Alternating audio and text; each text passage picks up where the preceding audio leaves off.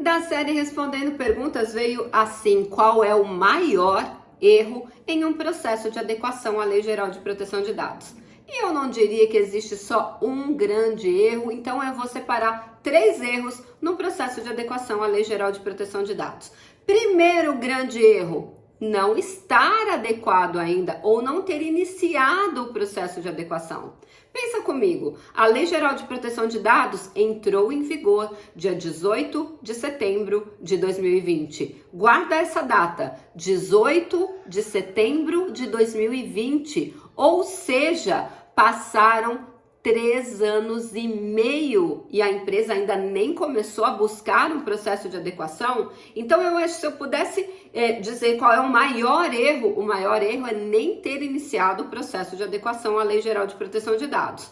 Afinal de contas, as multas estão aí, são de até 50 milhões de reais por infração. Detalhe, existe um projeto de lei no Congresso Nacional para aumentar essa multa para 100 milhões de reais por infração. Silvia, isso significa que qualquer empresa que for multada vai ser multada neste valor? Não, não será multada neste valor. Esse é o teto do valor da multa por infração. Correto? Então, primeiro grande erro, nem ter buscado um processo de adequação ainda.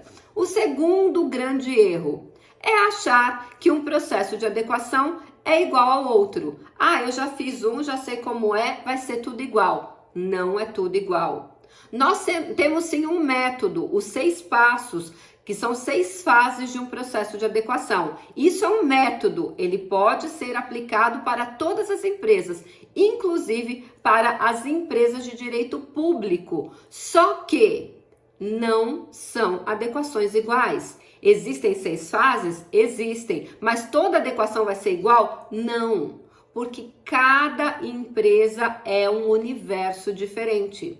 Eu sempre falo, 2 empresas do mesmo ramo de atuação, com o mesmo número de empregados, com o mesmo número de clientes, com o mesmo faturamento, vai ter uma adequação completamente diferente uma da outra. Por quê? Porque cada empresa é um universo diferente, tem uma governança diferente, tem departamentos diferentes, alçadas diferentes, estratégias diferentes.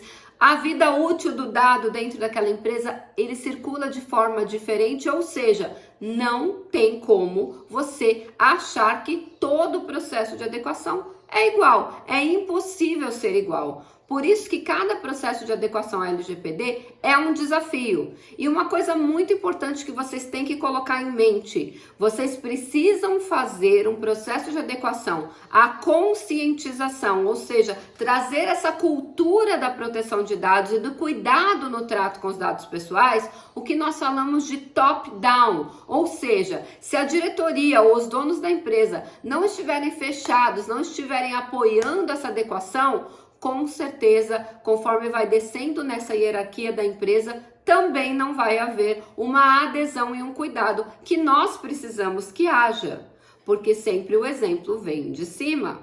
Só que um processo de adequação à LGPD, em que pese o fato da conscientização, deve ser feito não só com a diretoria, mas com todos os empregados da empresa, inclusive o pessoal da limpeza, sabia? O pessoal da limpeza lida com dados pessoais mais do que você imagina. Podem ir papéis para o lixo com dados pessoais e com a conscientização, com a consciência que isso é importante, eles têm que ter um padrão de comportamento quando isso acontece. Encontrei um envelope com dados pessoais no lixo, encontrei um contrato, que não foi usado, um papel que não foi usado com dados pessoais. O que eu faço com isso? Para quem eu entrego? Afinal de contas, esses dados não podem ir para o lixo comum. Você sabe disso? E antes de eu te contar o terceiro grande erro que é cometido no processo de adequação à Lei Geral de Proteção de Dados, Deixa eu me apresentar. Eu sou Silvia Brunelli e neste canal eu ajudo profissionais a se sentirem seguros para adequar qualquer empresa de qualquer porte à Lei Geral de Proteção de Dados, sem precisar mudar de profissão, agregando mais esse serviço, mais esse conhecimento ao seu portfólio, aumentando em até R$18.000 a sua renda mensal. E o terceiro grande erro que você pode cometer para fazer um processo de adequação ao LGPD é copiar a política de privacidade de outra empresa. Ora, se a adequação não é igual de uma empresa para outra, obviamente a política de privacidade também não vai ser. Qual é o objetivo de uma política de privacidade? É comunicar ao titular. E quem é o titular? Eu e você. Toda pessoa natural, ela tem a titularidade dos seus dados pessoais. Ou seja, os dados pessoais pertencem a nós e não às empresas. Portanto, a política de privacidade, ela é o instrumento através do qual aquela empresa, aquele controlador, comunica ao verdadeiro dono do dado, ao titular, tudo que é feito com o dado dele dentro daquela empresa. Então, é um instrumento de comunicação. Ele deve ser assim, certinho. Eu ia falar uma palavra aqui que falhou a minha memória. Tem que ser certinho. Não adianta eu falar que eu faço uma coisa e fazer outra. Falar que eu faço uma coisa e eu não faço nada daquilo. Detalhe, toda política de privacidade, se tiver cláusula genérica, será considerada nula.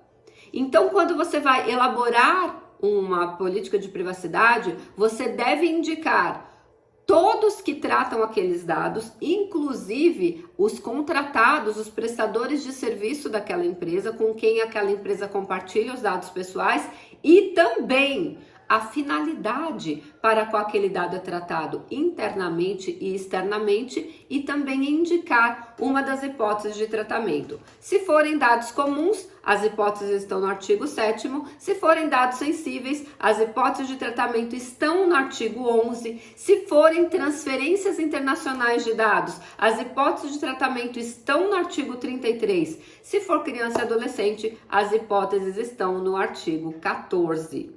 Então, a política de privacidade, ela deve informar ao titular tudo que é feito com os dados. E se você copiar a política de privacidade de outro site, você estará informando como é feito naquela empresa, não na que você está adequando. E esse instrumento será completamente nulo. Inclusive, o Procon do Mato Grosso do Sul já autuou 4 empresas bem famosinhas por terem políticas de privacidade de fachada, ou seja, falavam que faziam um monte de coisa com aquele dado pessoal, quando foram ser fiscalizados, nada daquilo era real. E eles foram autuados. Inclusive, eu vou colocar aqui embaixo na descrição desse vídeo o link da matéria diretamente do site do Procon do Mato Grosso do Sul para você descobrir quais são as 4 empresas e o que aconteceu com elas. Achou interessante esse conteúdo? Antes de ir embora, deixa o like e também indica para mais pessoas que precisam conhecer sobre a Lei Geral de Proteção de Dados. A gente se vê amanhã no próximo vídeo.